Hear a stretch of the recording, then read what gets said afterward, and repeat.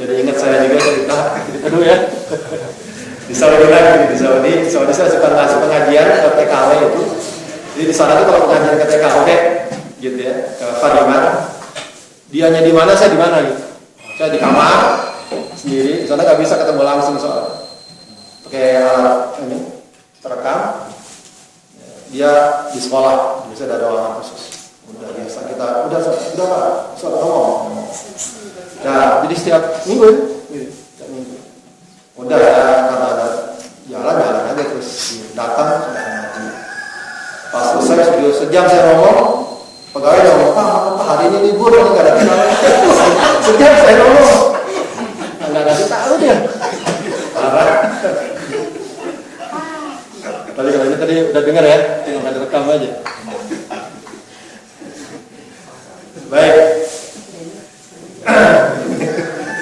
Alladzina amanu wa lam yalbisu imanahum bidzulmi. Jadi keimanan adalah syarat utama.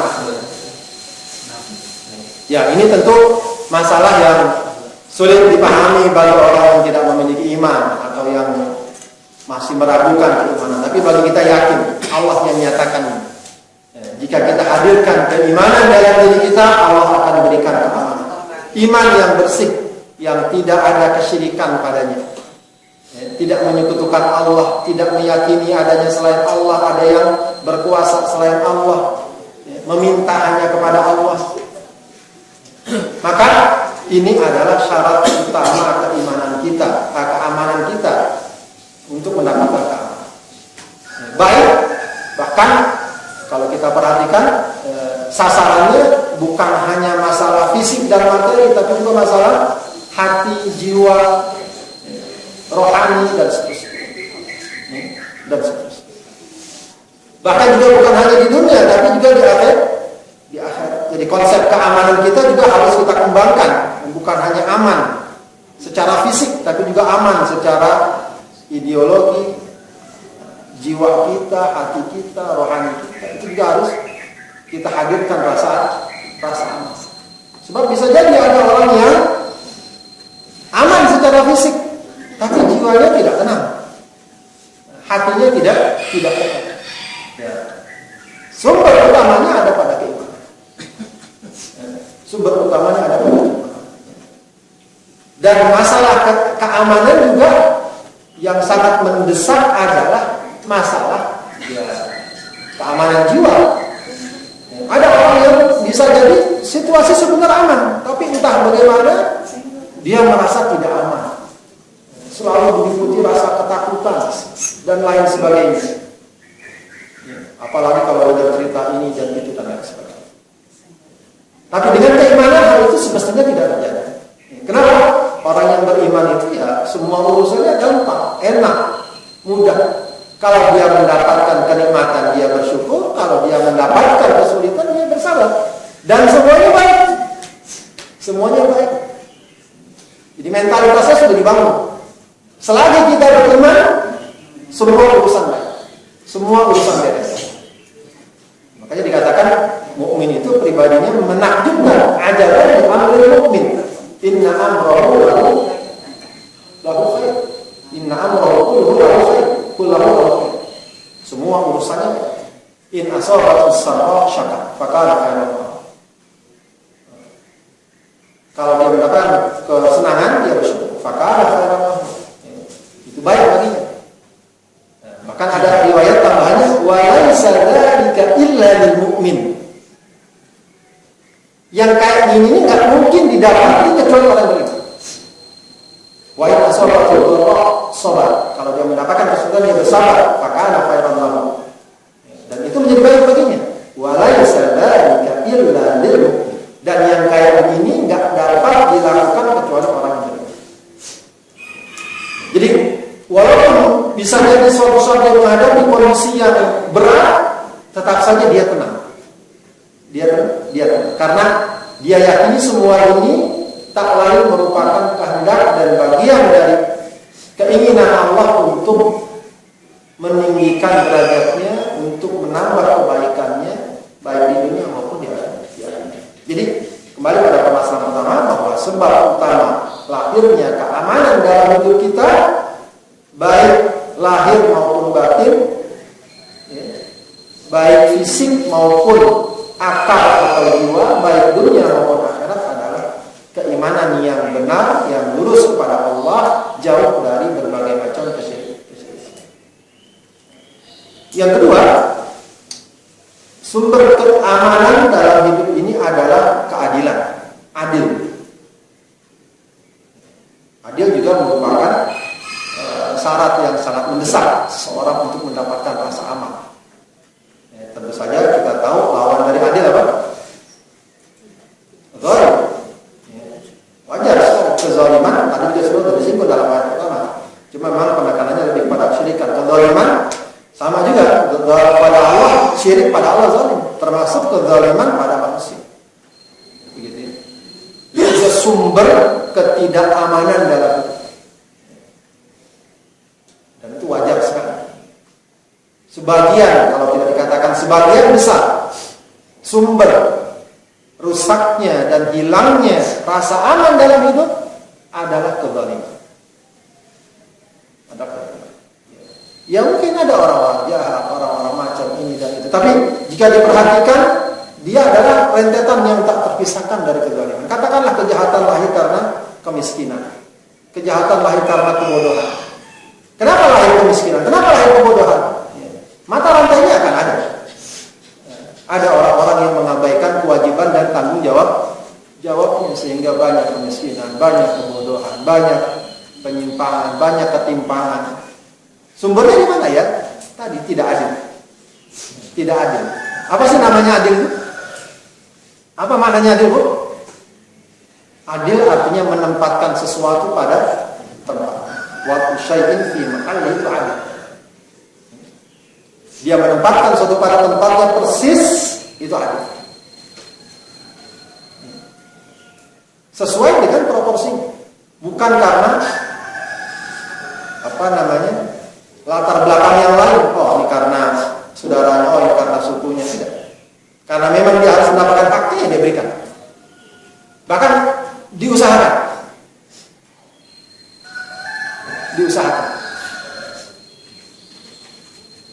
Makanya bagus sekali khutbahnya Abu Bakar As-Siddiq ketika diangkat sebagai khalifah. Salah satu potongannya adalah ad-dha'ifu 'indi qawiyyun hatta akhudha lahu haqqahu. Orang yang lemah di hadapanku itu ibarat orang kuat, agar aku ambilkan hak untukmu. Jadi persepsi yang dibangun oleh Abu Bakar As-Siddiq, orang lemah itu harus kita anggap dia sebagai orang besar. Biasanya kalau orang besar kan gitu kan, nggak disuruh apa-apa, Pak mau saya urusin nggak Pak, gitu. Apakah karena penghormatan, apakah karena ada pretensi duniawi, pokoknya biasa begitu loh, diurusin segala macam. Nah, Abu Bakar ini menempatkan orang lemah seperti itu. Dia seperti orang besar yang kita merasa perlu untuk mengurusi haknya.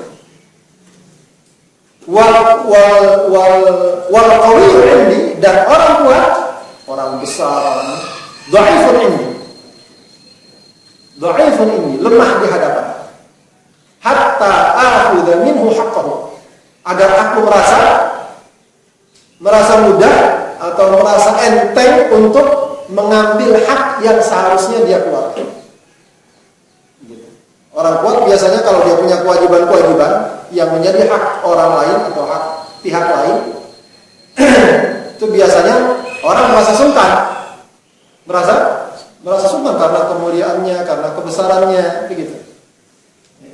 Padahal itu kewajiban dia, dan kita berhak untuk mengambilnya, cuma biasanya sungkan. Tapi kata Abu Bakar, dia rendah. Maksudnya adalah biar itu menjadi motivasinya untuk, ya, kalau rendah kan gampang, narik-narikin iuran apa kan gampang pada orang kecil, bentak-bentak dikit ya wajar, begitu kan gampang. Tapi kalau sama orang besar kan enggak. Padahal kasusnya sama, kewajiban yang harus ditunaikan, tapi ya begitu. Ya sama seperti anekdot gitu, ada orang di Metro Mini di PPD, kakinya keinjak. Pak, Bapak orang angkatan bukan. Bapaknya ngeri? Enggak. Mertuanya enggak. Emang kenapa? Kaki saya injek gitu. Jadi mau ngomong gitu aja mesti nanya-nanya dulu, takut ini orang gedean gitu. Iya. Gitu. Jadi keadilan memang sumber keamanan. Maka mau tidak mau kita juga harus bersikap adil dalam hidup. Bukan hanya dalam urusan negara dan lain sebagainya, dalam urusan kecil di tengah keluarga dan seterusnya. Ini juga penting. Ciptakan keadilan, khususnya kalau kita dalam keluarga terhadap anak-anak, itu penting juga. Makanya Rasulullah ketika ada seorang sahabatnya, Rasulullah saksikan nih, saya mau memberikan sesuatu pada anak saya. Kata Rasulullah, kamu berikan nggak hal yang sama pada yang lain? Enggak. Cari aja orang lain menjadi saksi. Saya tidak mau menjadi saksi atas sesuatu yang mudarat. Itu bahaya. Ini tentu saja bukan masalah uang jajannya sama, enggak. Tapi masalah-masalah yang besar. Masalah-masalah yang besar atau pemberian-pemberian besar. Yang satu diberikan, maaf ya, misalnya rumah, yang satu enggak. Kasih kendaraan, yang satu enggak. Nah itu berat. Bahkan kata para ulama, walaupun anak ini lebih baik dari yang ini, jangan sampai hal itu membuat kita tidak jelas. Kalau tidak adil akan menimbulkan kecemburuan dan akibatnya akan lahir berbagai macam problematika yang apalagi dalam kehidupan sosial. Dan inilah yang juga disinyalir oleh Rasulullah SAW. Innama halaka man kana qablakum, sungguhnya yang menyebabkan binasanya umat sebelum kalian, kanu idza saraqa fihi musyarif tarakuhu. Dahulu mereka kalau ada orang mulia mencuri, tarakuhu, mereka biarkan. Orang mulia. Terus sekarang backingannya banyak, macam-macam. Begitu ya. Wa idza saraqa fihi mudha'if akhadhu 'alaihi al-hadd. Kalau yang mencuri adalah orang lemah, langsung mereka lakukan vonis, hukuman. Dan itu ya, mau tidak mau kita lihat kenyataan seperti itu. Kita lihat kemarin kasus ada nenek-nenek mencuri pisang atau juga kayu di hutan. Langsung berapa tahun atau berapa bulan. Giliran yang bakar hektaran lewat. Ini satu hal yang sesungguhnya sangat miris dan ironis kita lihat. Cari alasannya, hutang gampang ditanamin lagi, selesai. Ya kayak begini memang mau tidak mau akan lahir permasalahan sosial yang tidak ringan, Maka pernah dalam riwayat ketika Umar bin Abdul Aziz menjadi khalifah, ada gubernurnya yang minta bantuan pada khalifah, tolong kirimkan kami senjata dan pasukan yang banyak, penduduk kami membangkang. Kata Umar bin Abdul Aziz, kadzdzabta, kau dusta. Mereka itu bukan ditundukkan dengan senjata dan pasukan, mereka ditundukkan dengan keadilannya. Kalau kamu adil, urusan akan beres. Begitu sederhana sebenarnya. Kita membutuhkan orang yang betul-betul punya kekuatan. Ya, makanya Rasulullah dengan tegas mengatakan, wallahi law anna Fatimah sarqat, law anna Fatimah binti Muhammad binta Muhammadin sarqat la qata'tu yadaha. Demi Allah, kalau Fatimah mencuri, binti Muhammad mencuri, aku akan potong. Bahkan dalam Al-Quran yang juga cukup sangat penting sekali adalah Allah Subhanahu wa ta'ala perintahkan kita adil bahkan sekalipun pada orang yang tidak kita suka, pada orang yang kita benci. Apa ya tadi? Cukup dikenal.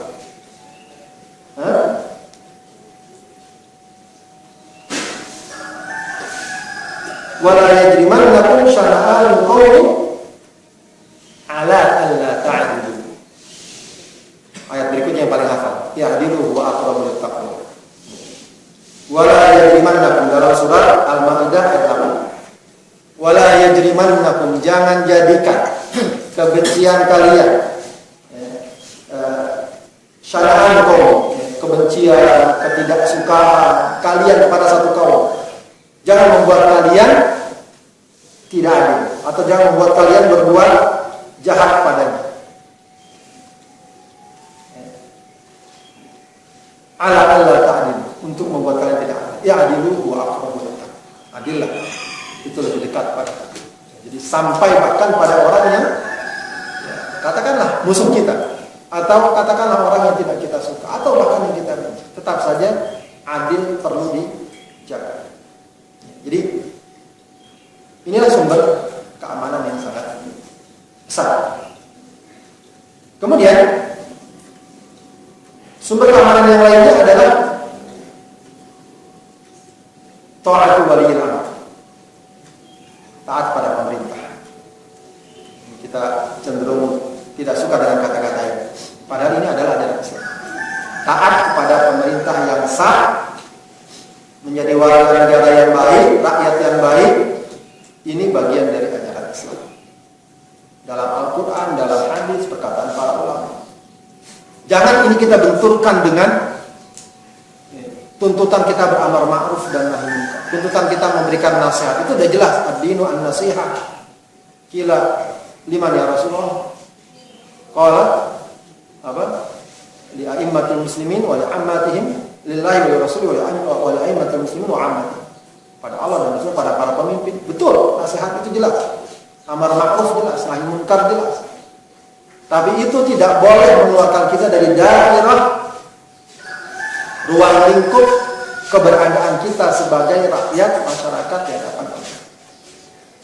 Wa ati'u Allah wa ati'ur Rasul wa ulil amri minkum. Ya meskipun betul juga ketaatan pada Allah dan Rasul mutlak, pada ulil amri juga ada batasan-batasannya. Paling minimal batasannya la ta'ata li makhluqin fi ma'siyatil khaliq. Tidak ada ketaatan bagi makhluk kalau bermaksiat pada Allah. Itu jelas. Tapi selama semua tidak ada di sana kemaksiatan yang terang, kita tidak diperintahkan minum khamr, berzina dan lain sebagainya, dan di sana ada tatanan dan keteraturan yang dapat diharapkan dengan adanya pemerintah, maka tidak boleh orang serta-merta langsung menginginkan digulingkan, dikudeta dan lain sebagainya. Ya, peristiwa-peristiwa yang ada, katakanlah revolusi dan lain sebagainya, itu tidak kemudian serta-merta bisa menjadi dalil. Ya, katakanlah itu bagian sejarah. Kondisi yang terjadi begitu saja. Bukan sesuatu yang kita jadikan sebagai acuan dengan sederhana seperti itu. Karena memang konsekuensinya tidak ringan. Dan itu juga menjadi wasiat Rasulullah sallallahu alaihi wasallam. Usikum bittaqwallah, apalagi was-sam'i wat-tha'ah. Aku wasiatkan kalian pada takwa pada Allah, mendengar dan taat. Wa in ta'ammara 'alaikum 'abdun habasyiy. Walaupun yang memerintah kalian adalah budak dari Habasyah. Jadi kayak gitu juga jelas. Jadi sekali lagi tuntutan kita untuk berdakwah, memberikan nasihat, memberikan masukan kepada pemerintah itu adalah tuntutan. Disampaikan dengan cara yang baik, dengan cara yang pas, sesuai, paling tidak sesuai dengan konstitusi yang ada. Begitu ya. Apalagi syiar-syiar Islam secara umum masih dapat dilaksanakan dan seterusnya. Maka secara umum juga bahwa keberadaan kita sebagai anggota masyarakat, sebagai rakyat terhadap pemerintahan yang ada tidak bisa dihilangkan begitu saja. Perkara masih banyak kekurangan, kemaksiatan dan lain sebagainya, ya itulah lahan dakwah. Itulah lahan dakwah. Tapi kalau seandainya hal itu kita sikapi dengan membuat keonaran, ya, dengan melakukan sekarang itu pemboman di sana sini, terlepas ya teori-teori konspirasi yang ada, itu sesuatu yang tidak bisa kita terima begitu saja. Ya, memberikan stigma kekufuran kepada pemerintah kafir dan lain sebagainya, itu sesuatu yang tidak kita diajarkan untuk hal-hal seperti itu. Ya, jadi ini memang harus ditempatkan pada tempat yang pas. Kita juga tidak ingin mengatakan tidak boleh sama sekali kita kritik pemerintah, tidak boleh sama sekali kita nasihati pemerintah. Itu dilindungi undang-undang. Dalam Islam juga diajarkan dilindungi undang-undang, begitu ya.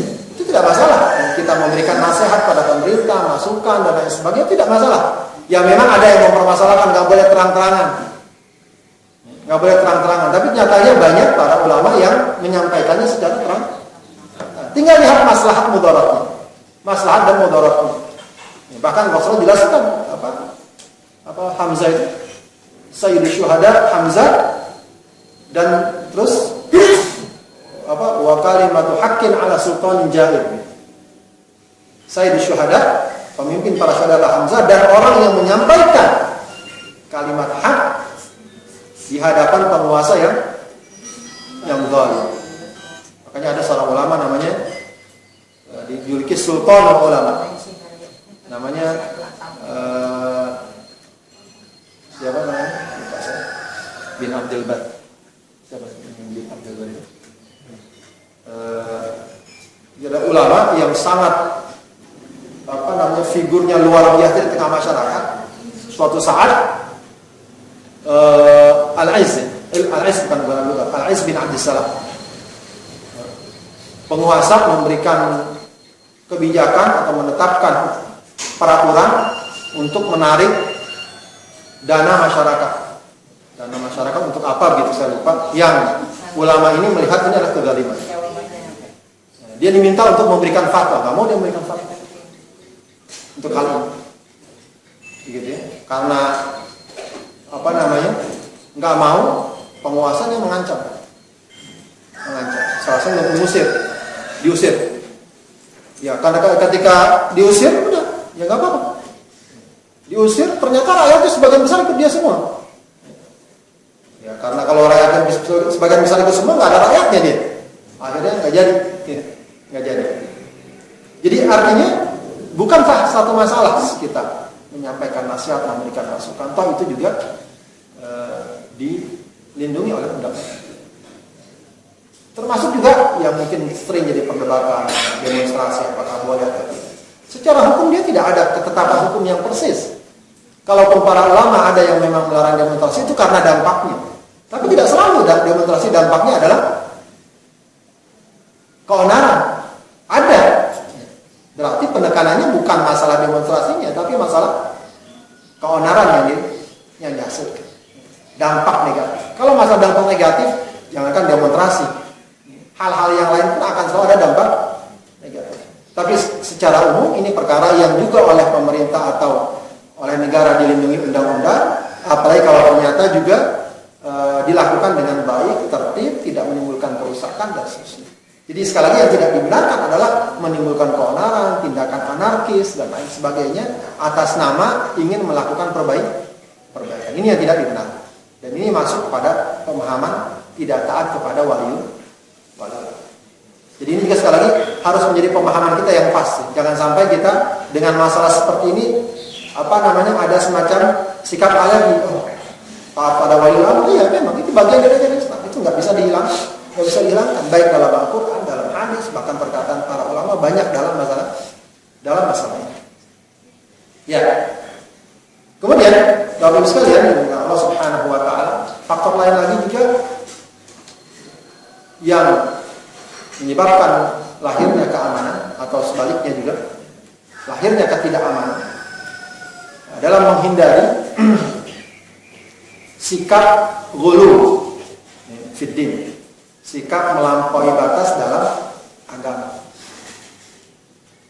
Beragama yang melampaui batas itu dapat melahirkan ketidakamanan. Berarti ya beragamalah secara proporsional, pas, tepat, benar, tidak berlebihan, tidak kurang. La ifrat wala tafrit kalau dalam bahasa. Rasulullah katakan, iyyakum wal ghulu. Jauhilah sikap ghulu. Fa innama ahlaka man kana qablakum al-ghulu. Sungguhnya yang membinasakan umat sebelum kalian adalah al-ghulu fid din. Melampaui batas dalam yang membinasakan umat sebelum kalian. Yang membinasakan umat sebelum kalian adalah melampaui batas dalam agama. Dan ini juga Allah Subhanahu wa taala ingatkan pada ahli kitab, dan memang mereka yang menjadi penyebab ghulu fid din. Ya ahlal kitab la taghlu fi dinikum.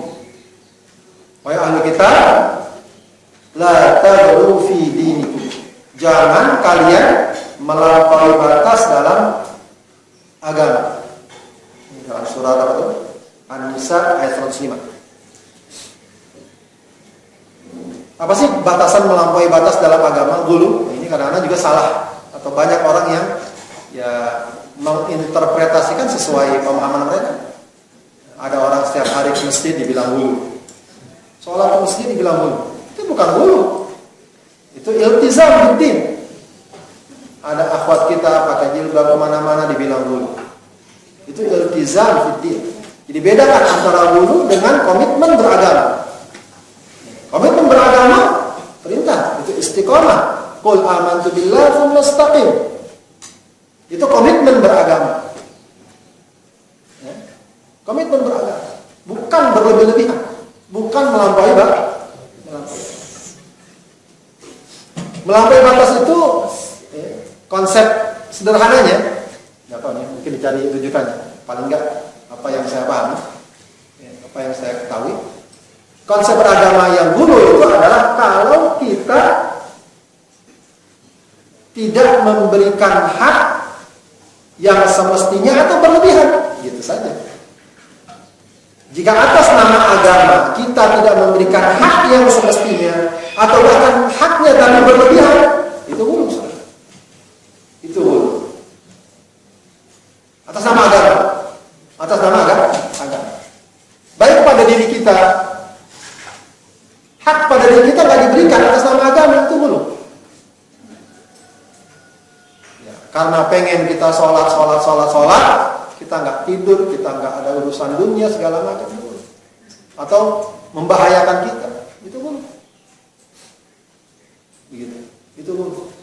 Ya memang biasa para ulama mengartikan gulu itu sesuatu yang dilarang dalam agama, dia lakukan juga atas nama agama.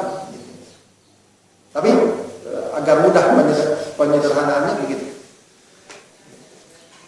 Puasa misalnya, dia berat berpuasa, yang sangat terkenal dalam Safar dan pada masa Rasulullah ada.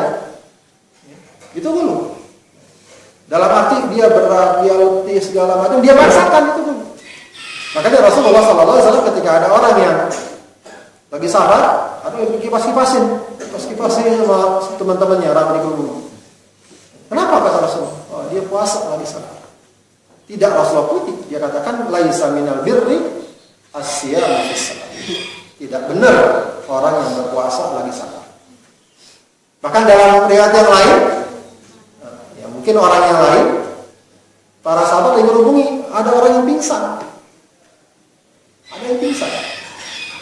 Ditanya kenapa ya? Dia karena dia puasa. Rasulullah katakan ulaika humul usah. Mereka itu maksiat. Maksiat. Padahal dia lagi puasa. Ini pun. Kita dengar dari riwayat Rasulullah masuk sebuah rumah, kemudian ada tali yang menggantung dari atas rumah. Ini apa nih tali kata Rasulullah? Ini tali milik fulana binti fulana. Dia itu kalau sholat malam dia ikat tali di rambutnya agar kalau dia ngantuk ketarik kepalanya. Mantuk nggak ada? Ada yang begitu begitu? Kadang-kadang malah lewat kita sholat malam. Kata Rasul jangan seperti ini. Nggak benar. Kalau memang ngantuk gitu. Ngantuk gitu. Begitu. Dan terkenal riwayat hadis 3 orang sahabat yang datang pada Aisyah bertanya pada bagaimana Rasulullah beribadah. Begitu ya. Lalu diceritakan oleh Aisyah, oh, kalau begitu bagaimana kita? Maka yang satu berniat saya mau sholat malam tiap malam, nggak tidur. Yang satu saya mau puasa tiap hari, nggak akan saya berbuka. Yang satu mengatakan saya nggak akan nikah, biar ibadahnya makin mantap. Rasulullah datang, ketika tahu disampaikan oleh Rasulullah ingatkan, saya ini orang yang paling bertakwa. Saya orang yang paling takut kepada Allah, tapi kalau sholat malam itu juga tidur. Bahkan para ulama mengatakan nggak boleh orang memaksakan. Jangan-jangan kalau dia ngantuk dia paksakan sholat, dia minta doa ampunan malah minta doa dia karena ngantuk. Bisa jadi itu dipaksakan. Kalau nggak ngantuk tidur, cukup 2 rakaat, 4 rakaat ngantuk tidur. Kalau memang ngantuk, kalau memang nggak bisa dia atasi. Saya kalau malam saya juga tidur. Saya puasa, saya juga berbuka. Bahkan uniknya satu riwayat Rasulullah ini. Rasulullah itu kalau puasa, orang menganggap seakan-akan dia nggak pernah berbuka. Kalau dia lagi nggak puasa, orang menganggap dia seakan-akan nggak pernah berpuasa. Artinya apa? Artinya ya semuanya dilakukan normal-normal aja, nggak terlalu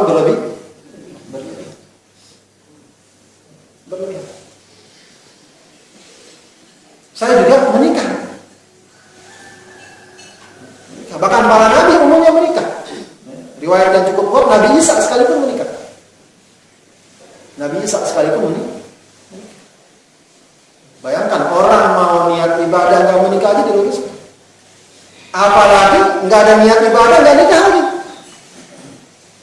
Sejenis lagi dicari, kenapa? Makin berat. Jadi ghulu fiddin. Ini juga yang harus. Artinya komitmen beragama penting, tapi jangan sampai melampaui batas. Termasuk melampaui batas adalah melebihkan haknya. Ini yang terjadi pada orang Nasrani yang melebihkan hak Nabi Isa alaihissalam, para nabi. Haknya adalah diteladani, diikuti. Mereka enggak. Ditaikkan haknya, disembah, dianggap Tuhan, dianggap anak Tuhan. Itu ghulu. Kalau pada nabi aja seperti itu, apalagi yang di bawahnya, pada para ulama, para wali dan lain sebagainya. Maka sering terjadi ghulu ini juga terhadap orang-orang soleh dan seterusnya. Nah, hal ini pada gilirannya menimbulkan ketidakamanan di tengah masyarakat. Kenapa orang ketika ghulu itu cenderung dia akan menyalahkan masyarakat, cenderung dia akan meremehkan, cenderung dia akan merendahkan. Dan itu yang sering terjadi. Dari mulai kemudian memberikan stigma, menyesatkan, gampang mengkafirkan dan seterusnya, lahirlah sikap-sikap dan tindakan-tindakan yang karena memang dianggap kafir, sudahlah boleh dia melakukan tindakan apa saja. Oh, ini faid, tahu nggak faid? Faid itu harta yang diambil dari orang kafir tanpa peperangan, namanya faid. Ada jadi harta kalau didapat dari orang kafir dengan perang, namanya apa? Ghanimah. Tapi ada harta yang didapat dari orang kafir tanpa perang, namanya faid. Ya, itu kasusnya dalam perang Hunain, kalau tidak salah. Perang Hunain. Jadi mereka sudah tidak perang, menyerahkan begitu. Atau perang Bani Quraidah, kalau tidak salah. Ya, mereka ambil aja, datang ke toko milik orang kafir, ditilap sekalian, ini nggak apa-apa orang kafir, baik begitu, main ambil aja, itu nggak boleh. Dalam urusan seperti ini, hatta kepada orang kafir pun kita nggak boleh berlaku bersikap zalim.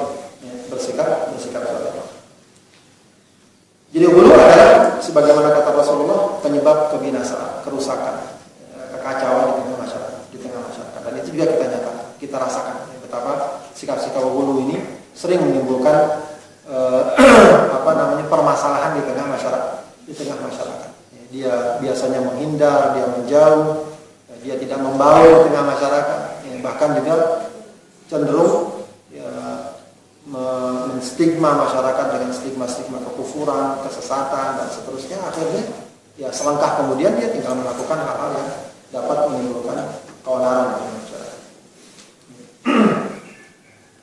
Kemudian satu lagi penyebab keamanan itu adalah kekuatan.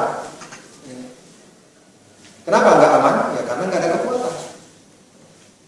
Maka penting bagi seorang mukmin punya kekuatan, baik kekuatan individu atau kekuatan kolektif. Kekuatan individu sudah disinyalir oleh Rasulullah SAW, al-mu'minul qawiyyu khairun wa ahabbu ila Allah minal mu'minil dhaif. Mukmin yang kuat lebih baik dan lebih Allah cintai dari mukmin yang dalam Al-Qur'an juga katakan apa? Wa'iddu lahum mastata'tum min quwwatin wa min ribatil khair turhibuna bihi aduwwallahi wa aduwwakum. Persiapkanlah kekuatan. Karena itu akan membuat musuh takut. Jadi kalau kita lihat sekarang banyak juga hilang rasa aman di tengah masyarakat karena kekuatan tidak ditegakkan. Dalam ungkapan orang Arab itu man amina minal iqab sa'al. Orang yang merasa aman dari hukuman, maka tindakannya akan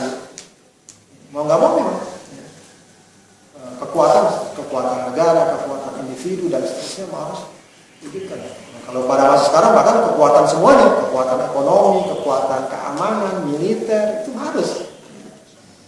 Gitu. Kekuatan ilmu. Kalau lemah ya sudah berlaku juga sedikit banyak hukum rimba dalam tanda kutip. Yang lemah ya sudah jadi mangsa. Yang lemah itu jadi mangsa. Dan juga dari sinyal Rasulullah bahwa ya tada alaikumul umam, kama ya tada akalatu ila qas'atiha atau kama qala sallallahu alaihi. Ini akan mendapatkan satu kondisi di mana umat bangsa-bangsa merebut kita atau mengerumuni kita sebagaimana binatang buas itu mengerumuni mangsanya. Jadi itu kelihatannya betul sekali ya, artinya gambaran yang sangat fakta sekali pada masa sekarang. Tidak ada satu umat pada masa sekarang yang umat lainnya itu seakan-akan menganggap kita sebagai santapan yang empuk. Santapan yang empuk. Sahabat bertanya, "Oh min qillatin nahnu ya Rasulullah." Apakah ketika kita minoritas Rasulullah? Walakinnakum butha ka butha as-sail. Karena ini banyak, tapi mereka banyak, kalian banyak bagaikan buih. Bagaikan buih. Jadi memang kalau kita lemah, gampang kita akan menjadi sasaran kejahatan, sasaran. Termasuk sekarang lemah pemahaman, lemah ilmu itu gampang sekali. Maka penting juga terus kita membangun pemahaman, kesadaran baik dalam masalah agama, dalam masalah kehidupan sehari-hari. Saya sampaikan dulu. Problem itu juga salah satunya itu kelemah. Gampang ditipu, maka saya sampaikan ungkapan Umar bin Khattab, "Lastu bil khibbi wa la khibbu yakhda'un." Aku bukan penipu, tapi tidak boleh ada penipu yang menipu aku. Gitu. Jangan gampang kita ditipu, jangan gampang kita dilemahkan. Modus-modus sekarang sudah banyak sekali, tidak terhitung. Tidak terhitung. Mama minta pulsa aja sampai sekarang masih banyak korban. Padahal udah diceritain ke sana kemari, modelnya kayak gini, ada saja yang dapat korban. Begitu. Dari mama minta pulsa sampai mama minta apa gitu. Macam-macam gitu. Penipuan di Facebook. Jarang. Kemarin teman saya itu yang Saudi juga ada yang inbox, tolong saya butuh duit segala macam, kirimin uang, anak saya sakit segala macam, dikirimin dulu sampai berapa juta, 15 juta. Ya inbox ya orang percaya. Ternyata Facebooknya sedang dibajak. Luar biasa. Jadi kayak gini memang perlu terus meningkatkan pemahaman, kesadaran. Dan itu harus kita punya kuat ya, kuat ilmu kita, kuat jiwa kita, kuat rohani kita. Dalam tatanan masyarakat ya mau nggak mau kuat ekonomi dan seterusnya. Kalau enggak, ya begitu. Akan sangat mudah sekali dikacaukan. Akan sangat mudah sekali dibuat kondisi tidak aman dalam. Baik, Bapak Ibu sekalian, itu barangkali yang bisa saya sampaikan. Beberapa hal yang mudah-mudahan sedikit banyak dapat memberikan pemahaman pada kita tentang pentingnya menghadirkan rasa aman dalam hidup ini, dan beberapa hal juga ada panduan dan petunjuknya dari Allah Subhanahu wa taala. Dan itu yang saya sampaikan. Mohon maaf, saya berterima kasih. Baik, Ibu-ibu dan Bapak sekalian, kalau ada yang mau ditanyakan pada Ustaz kita, ada waktu kurang lebih 5 menitan. Silakan, 1 atau 2 pertanyaan.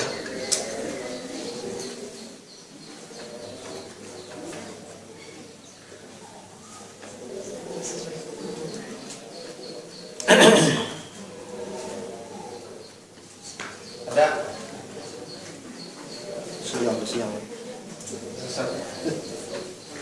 Ini kan salah satu poin yang terakhir itu kan tidak melebihkan ya kepada bukan yang dulu bicara tentang keadilan tadi, poin yang kedua ya, artinya memberikan hak sesuai dengan proporsional lah gitu. Nah, artinya orang diberikan keadilan sesuai dengan apa yang harus diberikan. Tadi ada poin penting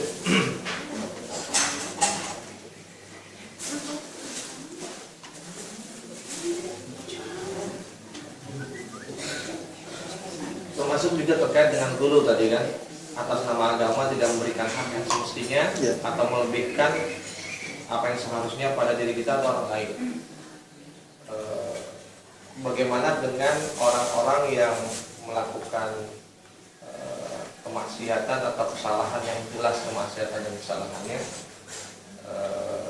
gimana kita menyikapinnya ketika misalnya dia berbuat, karena kita punya hak hidup juga, kita punya hak untuk dan lain sebagainya lah. Ya, masing-masing kemaksiatan memang ada penyikapannya. Bagi orang yang melakukannya dengan penuh ketakutan dan penuh rasa malu dan lain sebagainya, memang tidak boleh dibongkar. Justru dinasihati secara rahasia dan lain sebagainya. Tapi lain halnya orang yang justru terang-terangan, bahkan dia mengajar orang seperti ini, tidak masalah kita mengecamnya secara terbuka. Itu juga menurut para ulama itu bukan perkara ghibah yang dilarang. Apabila kita ngomongin orang yang memang dia jelas-jelas dan terbuka menampilkan kemaksiatannya, bahkan mengajak kita omongin dia dengan tujuan agar orang lain tidak terjerumus oleh keyakinan dan ajakan. Itu perbedaan, dan itu bukan hulu. Itu pas penempatannya, karena dampaknya sangat besar. Kalau kita katakan sekarang orang seperti Ulil itu harus kita waspadai, bukan berarti kita ghibah, karena memang dia betul-betul menampakkan kebatilannya, menampakkan pengingkarannya terhadap ayat-ayat Allah dan lain sebagainya, begitu ya, dan lain sebagainya. Jadi akan tapi tetap saja ada batasannya. Ya, para ulama mengatakan ya fikrah dilawan dengan fikrah, dan lain sebagainya. Kalau mau mengambil tindakan-tindakan hukum yang jelas, mesti harus melewati wewenang yang jelas juga, bukan tindakan individu. Tidak dibenarkan kalau kita mengambil tindakan individu, misalnya katakanlah memberikan stigma kafir segala macam, itu bukan wewenang kita. Itu wewenang pihak yang punya kekuasaan, hak untuk menetapkan hal itu. Cukup kita katakan, kita bantah pemikiran-pemikirannya, kita sampaikan dan lain sebagainya. Apalagi mengambil tindakan-tindakan yang misalnya melukai dan lain sebagainya, tindakan dijauhi. Sebab itu akan semakin runyam masalah. Bisa jadi tindakan dan perbuatan tersebut akan mendapatkan hukuman berat sampai pada hukuman fisik. Tapi tetap saja harus lewat jalur yang dibenarkan, yang melalui pihak-pihak yang punya wewenang hukum dalam masalah ini. Katakanlah pemerintah. Sebenarnya kalau seandainya betul pemerintah atau pihak berwenang mengambil tindakan, dia berhak. Di Saudi itu belum lama, sekitar 2-3 tahun lalu, ada anak muda yang seperti itu juga. Twitter juga, di tweet tentang ya kasarnya dia memprotes ketuhanan gitu ya. Kenapa begini, kenapa begitu, kenapa karena ada orang sakit, ya, seakan-akan dia nggak punya takdir, mempermasalahkan, dikejar. Itu sampai dia kabur ke Malaysia, dikejar sampai ketangkap. Kayak gitu memang nggak bisa, mestinya nggak bisa dibiarkan, sebab meracuni keyakinan orang, apalagi pada zaman sekarang memang banyak yang membackup hal seperti itu. Mestinya sikap tegas begitu. Sekarang saya LGBT itu, ya mestinya harus diambil sikap tegas, diambil langkah-langkah hukum, begitu, peraturan yang jelas. Karena kalau nggak begitu mereka akan menyebar ke sana. Betul, kita memang melawannya dengan fikrah-fikrah, tapi tidak cukup kalau hanya sekedar itu saja. Jadi yang bisa kita lakukan adalah mendesak dan mendorong sekarang ini pemerintah untuk bersikap tegas, karena memang juga dampak sosialnya tidak sederhana. Ada orang secara fitrah itu suka dengan perilaku penyimpangan seksual. Ya kecuali kalau memang naudzubillah masyarakat sudah berubah kepada sikap permisif seperti itu. Tapi jangankan di sini, ternyata juga di negeri barat juga ditolak. Bukan nggak berarti semuanya diterima. Gak berarti semuanya menerima, mereka juga banyak yang memprotes. Memang nggak fitrah, nggak fitrah. Gitu. Kalau apa banyak ini meme-nya itu, sayang ganteng, pacarnya malah ganteng juga. Percuma punya wajah ganteng kalau pasangannya ganteng. Tidak benar, tidak benar. Sulit jadi tetap ada jalurnya. Kita nggak bisa juga mengambil tindakan sendiri. Tetap harus kayak di Mesir itu ada dulu namanya Faraj Fauda. Kayak gitu juga terang-terang para ulama sudah memanggilnya, mengklarifikasi, tetap dia dengan sikapnya betul-betul sangat hampir kayak saya lihat sama ini. Hampir negara ada, tetap di Saudi juga ada. Di Saudi ditangkap mereka. Udah tangkap selesai, nggak banyak. Nah, Saudi ini nggak melawan terus, akhirnya para ulama bawa ini kasih ke pengadilan. Pengadilan begitu dihadirkan para ulama, saksi ahli dan lain sebagainya. Yang cukup unik itu waktu itu saya masih ingat dihadirkan saksi Muhammad Ghazali. Muhammad Ghazali kan apa namanya? Sebenarnya dia sering juga pendapat-pendapatnya dia memang cukup ingin membuka keterbukaan berpikiran. Maksudnya tujuannya itu adalah orang majemuk. Tapi kalau orang liberal itu sering dieksploitir bahwa dia itu suka keterbukaan. Tapi ketika dihadirkan ke pengadilan, orang-orang liberal itu pengen ya mau paling nggak dia ngebelain atau paling nggak netral gitu. Di pengadilan nggak, yang kayak gini saya nggak terima. Tegas, kalau kesalahan kayak gini nggak terima, merhatiin masalah. Akhirnya pengadilan tetapkan dia sesat dan dia akan murtad. Nah, kalau gitu nggak apa-apa. Itu pengadilan memutuskan. Langsung setelah itu dipisahkan dia dari keluarganya dan dia akhirnya kabur keluar. Begitu. Jadi memang harus ada juga langkah-langkah seperti itu. Ya jadi paling nggak sekarang yang paling bisa kita lakukan adalah yang mendesak dan menekan pemerintah sedikit banyak melakukan perlawanan ya, bahwa hal ini nggak bisa kita terima. Maka bagus kalau kemarin ya ramai-ramai misalnya menekan atau lembaga-lembaga atau perusahaan-perusahaan yang nyata-nyata mendukung LGBT ya mau harus ada upaya seperti ini. Apakah boykot, apakah apa dan sebagainya. Itu paling tidak bisa kita lakukan. Dan sedikit banyak hal-hal kayak gitu juga cukup memberikan berharap. Dan bagi kita yang penting mauqif dan sikap kita jelas. Masalah berhasil atau tidak, ya itu banyak faktor lain yang kadang-kadang di luar wewenang dan kekuasaan kita. Wallahu a'lam. Baik.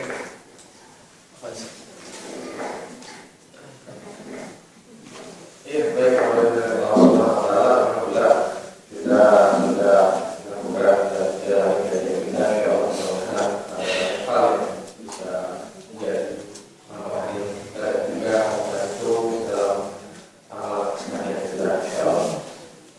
Sebelumnya kita akan ada pengumuman sedikit. Yang pertama, minggu depan ada sarapan pagi ya. Jadi selesai taklim kita sarapan paginya. Minggu depan sekarang. Minggu depan. Biasanya pekan pertama ya, tapi besok minggu depan berarti pekan ketiga. Mudah-mudahan insyaallah kalau lancar setelah mudah-mudahan sudah bisa ya, sudah bisa. Tapi kalau belum nanti kita akan cari ya. Itu yang pertama. Dan kemudian yang kedua, ini ada salah jamaah minta didoakan untuk ayah-ayahnya kalau sudah meninggal. Jadi sekalian ditutup majelisnya yang minggu lalu yang nanya bapak yang di samping ini. Nah, beliau yang meninggal Syarqawi ya. minggu lalu ada bapak yang nanya Syarqawi bin Umar.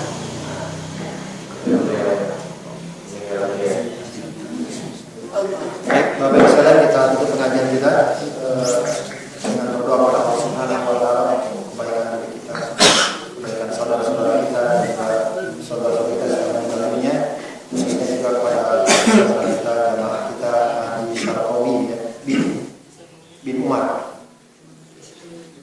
Astaghfirullahaladzim, astaghfirullahaladzim, astaghfirullahaladzim, يكافئ مزيدا يا ربنا وإلهنا لك الحمد ولك الشكر كما ينبغي لجلال وجهك وعظيم سلطانك اللهم صل على محمد وعلى آل محمد اللهم إنا نسألك بأن لك الحمد لا إله إلا أنت المنان بديع السماوات والأرض يا ذا الجلال والإكرام يا حي يا قيوم اللهم اغفر للمسلمين والمسلمات والمؤمنين والمؤمنات الأحياء منهم والأموات اللهم اغفر لآبائنا وأمهاتنا وأجدادنا وأجدادنا ومشايخنا ولمن له حق علينا برحمتك يا أرحم الراحمين اللهم اغفر أخينا هادي شرقاوي بن عمر اللهم اغفر له وارحمه وعافه واعف عنه واكرم نزله ووسع مدخله واغسله بالماء والثلج والبرد ونقيه من الخطايا كما نقيت الثوب الابيض من الدنس وادخله الجنه واعذ من عذاب القبر ومن عذاب النار اللهم لا تحرمنا اجره ولا تفتنا بعده اللهم اغفر لحينا وميتنا وشاهدنا وغائبنا وذكرنا وانثانا اللهم من احييته منا فاحيه على الاسلام ومن توفيته منا فتوفه على الايمان اللهم لا تزغ قلوبنا بعد إذ هديتنا وهب لنا من لدنك رحمة إنك أنت الوهاب ربنا هب لنا من أزواجنا وذرياتنا قرة أعين واجعلنا للمتقين إماما